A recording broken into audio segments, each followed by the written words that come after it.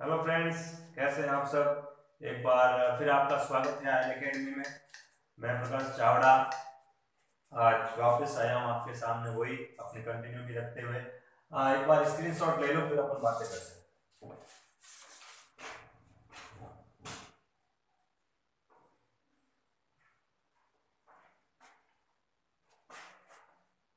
Yes, ready friends.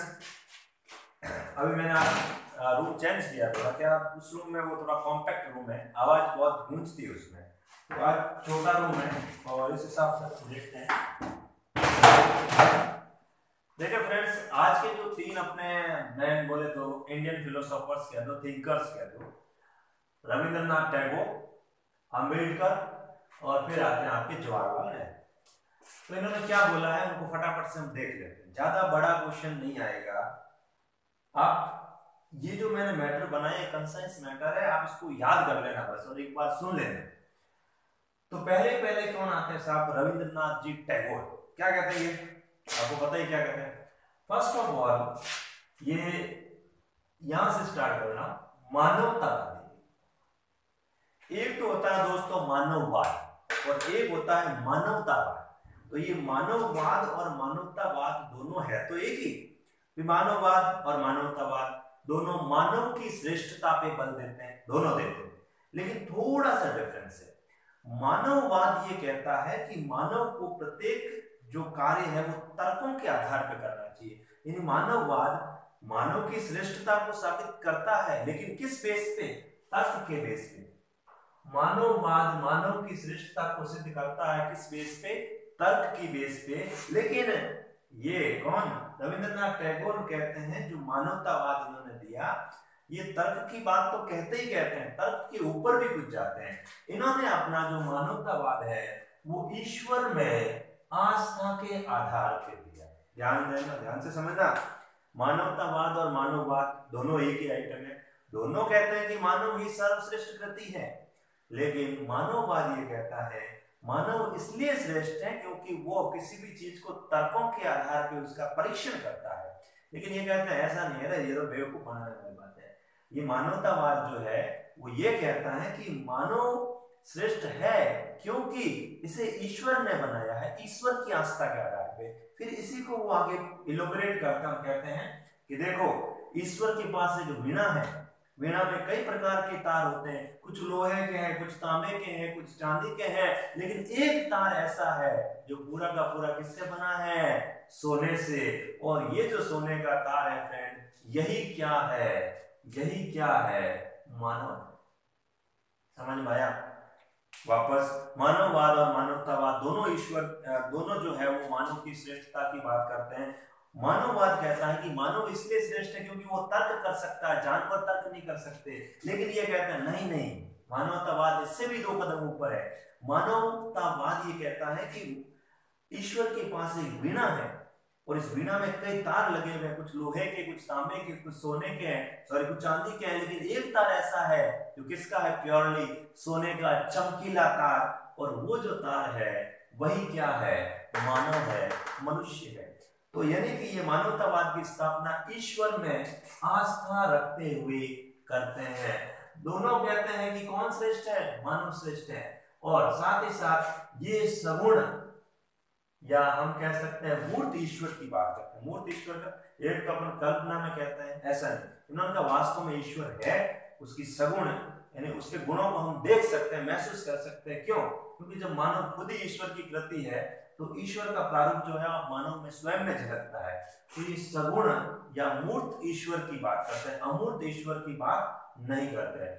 और ये मूर्ति पूजा के अखंड विरोधी है। मूर्ति पूजा का विरोध किया था इन्होंने शुरू से ही। किसने? रविंद्रनाथ टैगोर ने। समझ में आया फ्रेंड्स?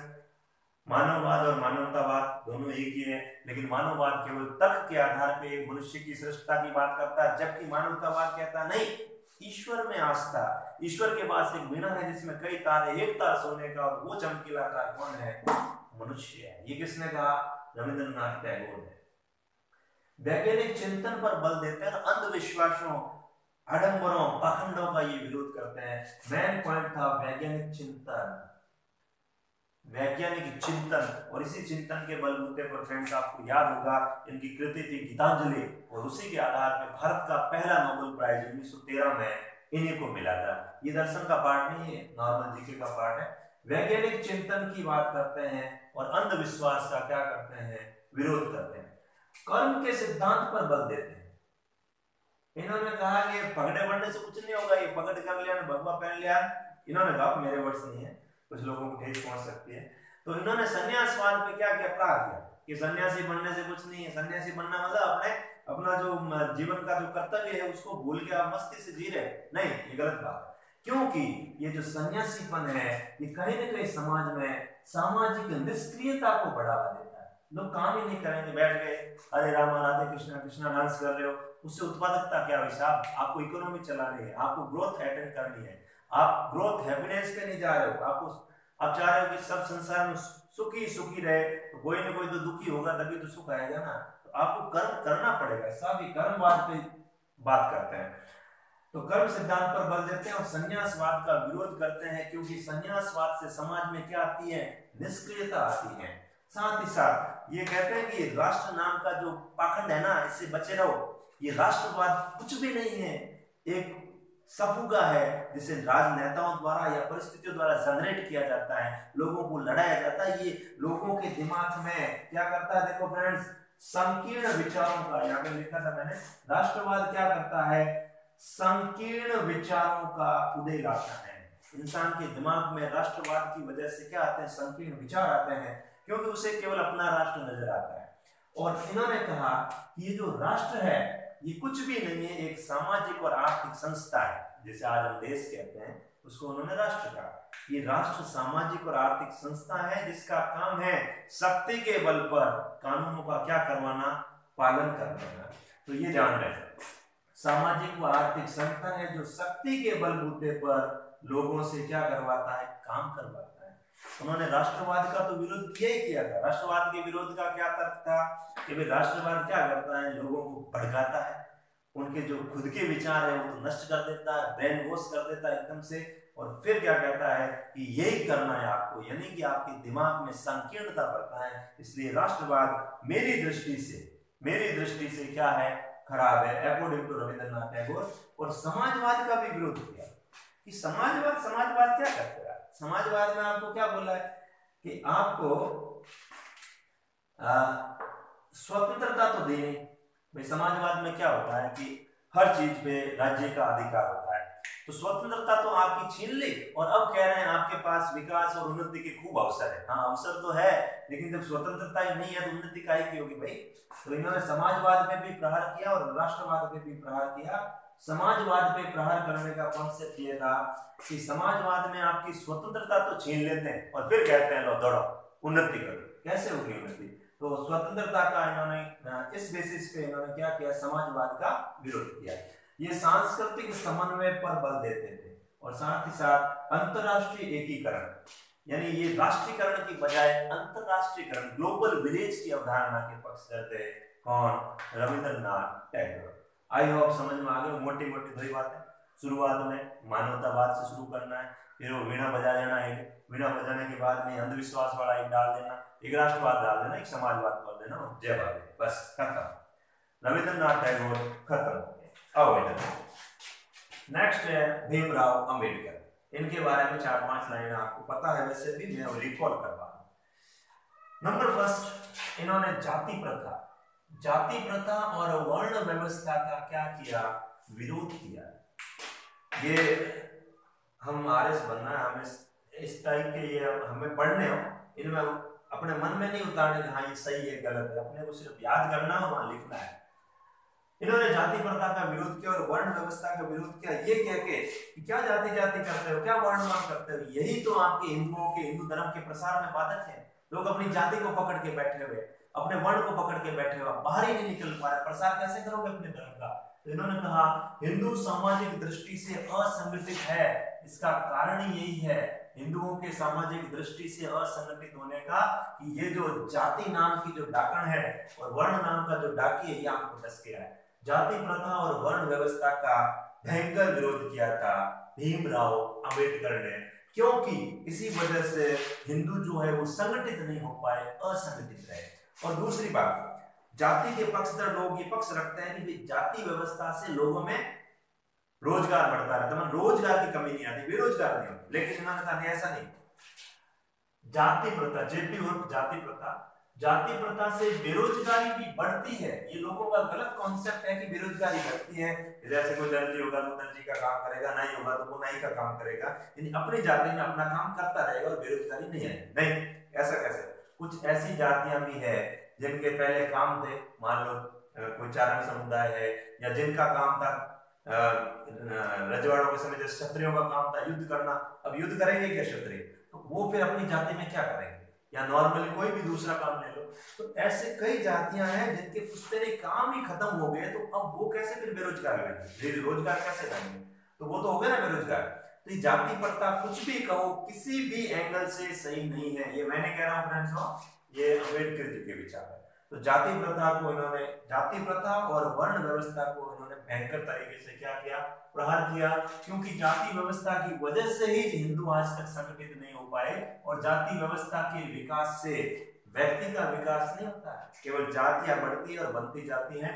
व्यक्ति का तो क्या होता है, अवनति होती है, कभी उन्नति नहीं होती है। जाति व्यवस्था से जितने चिपके रहेंगे उतने ही ज्यादा आपके माथा पच्ची रहेंगे। अब देखो, ये जाति प्रथा जो है वो अवैज्ञानिक है, किसी भी प्रकार से, किसी भी एंगल से ये साइंटिफिक नहीं है, बिल्कुल ही अवैज्ञानिक है। और इन्होंने भयंकर चीज जो बता रहा हूं, ब्राह्मणवाद का विरोध किया। लेकिन फ्रेंड्स, कोई ब्राह्मण है तो बुरा ना माने, इन्होंने ब्राह्मणों का विरोध नहीं किया है, इन्होंने ब्राह्मणवाद का विरोध किया है। ब्राह्मणों का विरोध न किया, बल्कि समाज में जो ऊंच नीच फैली थी, ये ब्राह्मणवाद बेसिकली उस चीज को डिनोट करता है, समाज में ऊंच नीच, भेदभाव, छुआछूत, इस चीज पे इन्होंने प्रहार किया था, ना कि ब्राह्मणों का विरोध किया है। ब्राह्मणवाद कह दो या ऊंच नीच कह दो, तो ऊंच नीच पर इन्होंने प्रहार किया था। और हिंदू धर्म, इन्होंने हिंदू धर्म ग्रंथों,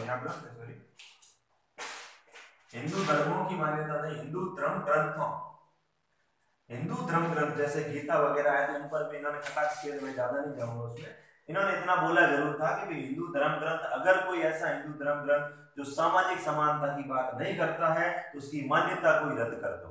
और समाजवाद समाप्त करने का सुझाव दिया, साथ ही धर्मांतरण, फिर भी समानता स्थापित ना हो तो आप धर्मांतरण का रास्ता खुला है, आप इच्छा हो जो धर्म अपना लो। इसी वजह से अपनी मृत्यु से 6-7 माह पहले नागपुर में एक विशाल जनसमूह के साथ में इन्होंने हिंदू धर्म को छोड़ के कौन सा धर्म अपनाया था फ्रेंड्स, कमेंट करना मुझे। ओके, तो धर्मांतरण का मार्ग खुला है।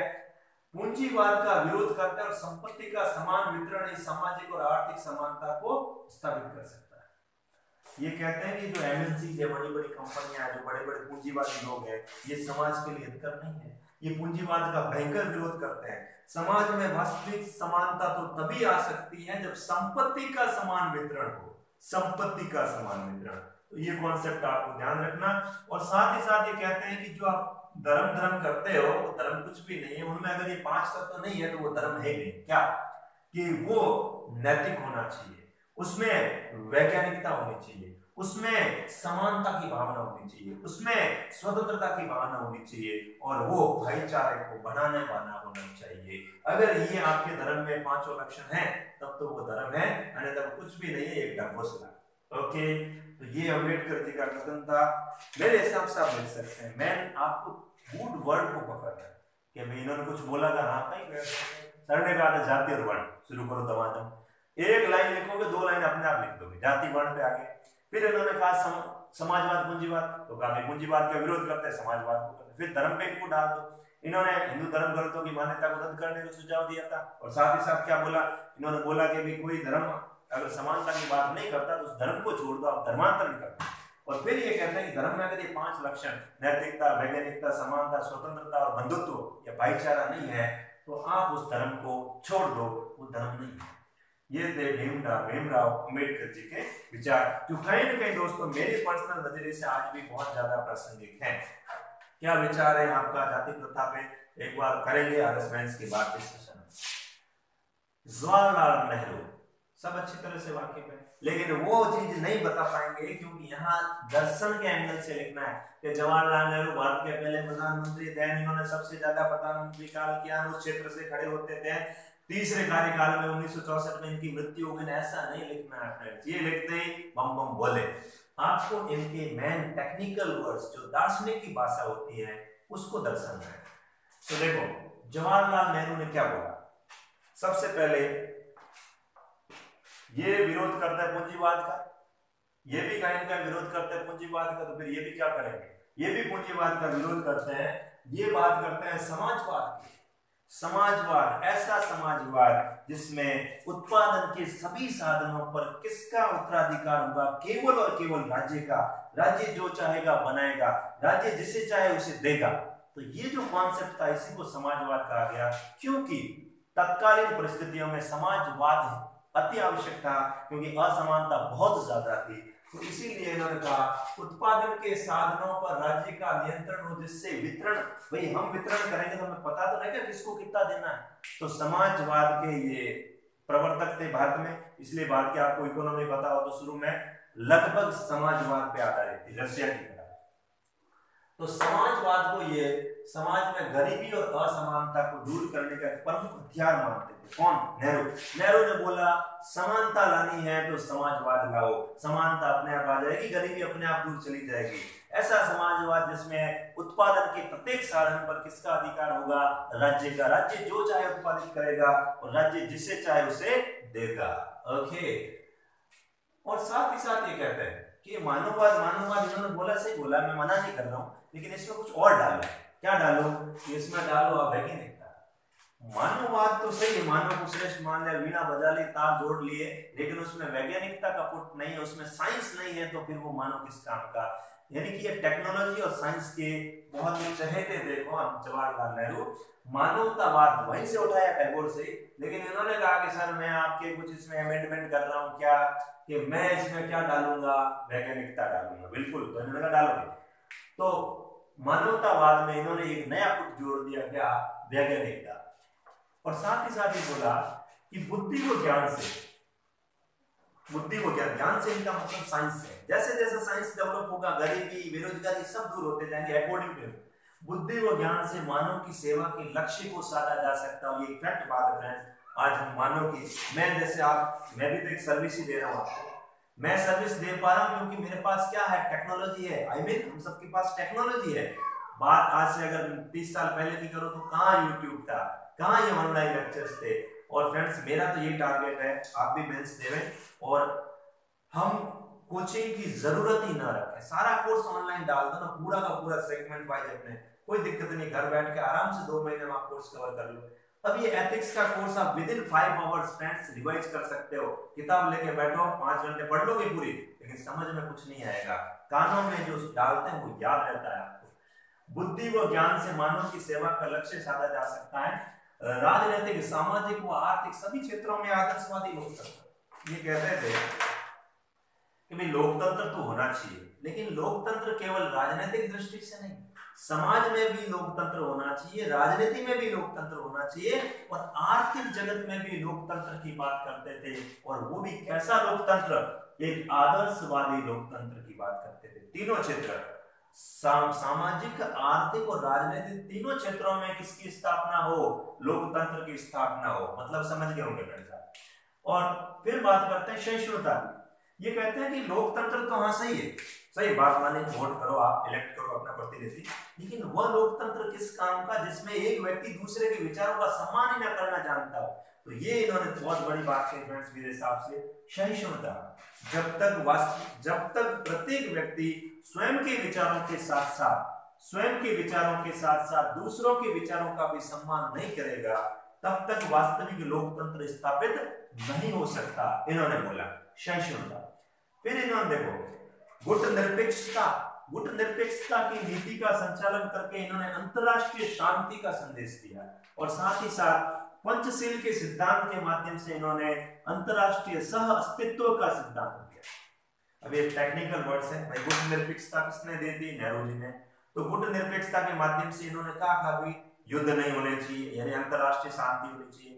पंचशील के माध्यम से हमने चीन के साथ जो पंचशील समझौता किया उसमें इन्होंने एक ही बात कही है, महत्वपूर्ण बात, शांतिपूर्ण सहअस्तित्व। आप भी रहो, हमें भी रहने दो, लेकिन लड़ाई की बात मत करो, दोनों का विकास होना चाहिए। शांतिपूर्ण सहअस्तित्व की बात कही और साथ ही साथ तार्किकता व वैज्ञानिकता के आधार पर धर्म का सीमित मात्रा में। इन्होंने धर्म का पूरी तरह से विरोध नहीं किया था, इन्होंने कहा कि धर्म तो जरूरी है लेकिन सीमित मात्रा में, और ऐसा धर्म जिसमें तर्क महत्वपूर्ण होने चाहिए और जिसमें वैज्ञानिकता महत्वपूर्ण होनी चाहिए, वही धर्म उसी का भी सीमित मात्रा में हो। बाकी धर्म की कोई आवश्यकता नहीं है, धर्म सीमित मात्रा में हो, लेकिन वह भी तर्क और वैज्ञानिक कसौटी पे कसा हुआ धर्म होना चाहिए, अन्यथा मुझे किसी भी प्रकार के धर्म से कोई लेना देना नहीं है। इन्हीं पंथ निरपेक्षता की बात इन्होंने शुरू से ही कही थी। तो फ्रेंड्स ये 3 पार्ट थे हमारे, आई होप तीनों पार्ट समझ में आएंगे। मेरा टारगेट तो यही है फ्रेंड्स, जो मैंने आपसे प्रॉमिस किया कि 10 तारीख से पहले ये पूरा बना लूं। अब 3 एक वीडियो बचे हैं, आई होप मैं बना दूंगा। Okay bye bye, take care. हो सके तो कर देना, नहीं तो कोई जरूरत नहीं है। मैं इस तत्व प्रज्ञा हूँ, निष्काम करता हूँ और करता रहूंगा। बाय।